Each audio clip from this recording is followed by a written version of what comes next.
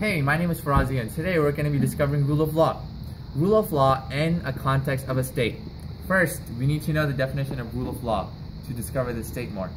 Rule of law, in strict definition, is a restriction of the arbitrary exercise of power by subordinating it to well-defined and established laws.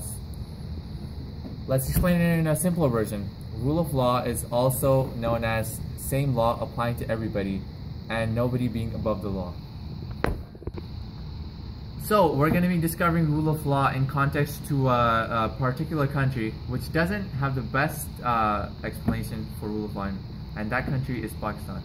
Pakistan has been a part of the Indian subcontinent and has been hot on the news throughout the whole history that has been there since 1947, when it gained independence from the British Empire as East Pakistan, West Pakistan, which were two parts of Pakistan, and then India. Today, the Pakistan we know is West Pakistan, as East Pakistan has been made into Bangladesh. So, in order to figure out rule of law, we must know some specific details about Pakistan. Until 1958, so basically from 1947 until 1958, Pakistan was under a presidential government, in which the president had the power to dissolve the whole government and hand over the reins to the military dictator in order for a re-election to be made. There was a case of this in actually 1958 when the president actually took over the reins and gave it to the military dictator Ayub Khan, who ruled Pakistan for a couple of years, about 8 years, before giving it up for election.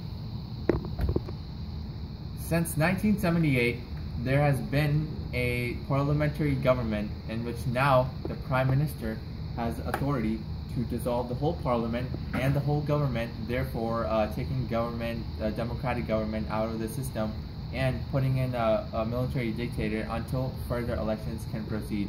So in this case, there are no interim governments, but rather military comes in whenever a government is dissolved, unlike a regular transfer of power from a prime minister to another prime minister. Pakistan has ridden a roller coaster when it comes to rule of law, as rule of law has progressed and then it has fallen down again, and this has happened multiple times. And basically, we need to know some specific examples in context to this country. In 1991, Benazir Bhutto, who was one of the most popular world leaders, first elected female prime minister of Pakistan in a Muslim country, was elected.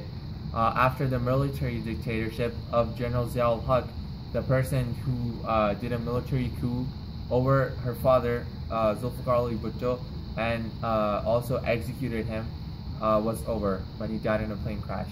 So from this, we see that political analysis suggests that the coup against Zulfikar Ali Bhutto, which was due to the case that Zulfikar Ali Bhutto was indirectly involved in a murder, actually was more of a political agenda, as General Zia-ul-Haq was thirsty for power and to hold the reins of Pakistan, which he did for multiple years, about 9 years.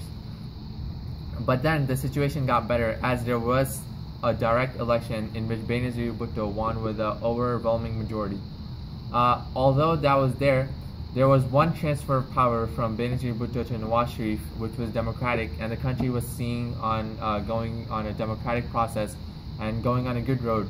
But then again, in 1999, when Nawaz Sharif tried to replace General Pervez Musharraf without informing him, and did so when he didn't land a passenger jet in Pakistan with about 130 people on board, which also had President Musharraf on board, the military officers that were loyal to President Musharraf declared a coup. Because the context is, in Pakistan, the balance of power is between the Prime Minister and the Army General, as martial law has been a very known and very usual thing to happen in Pakistan. And whenever there's political crisis, rather than going to democratic processes, it actually goes to the military dictator, and the public actually suggests the military to be its more proper institution of government.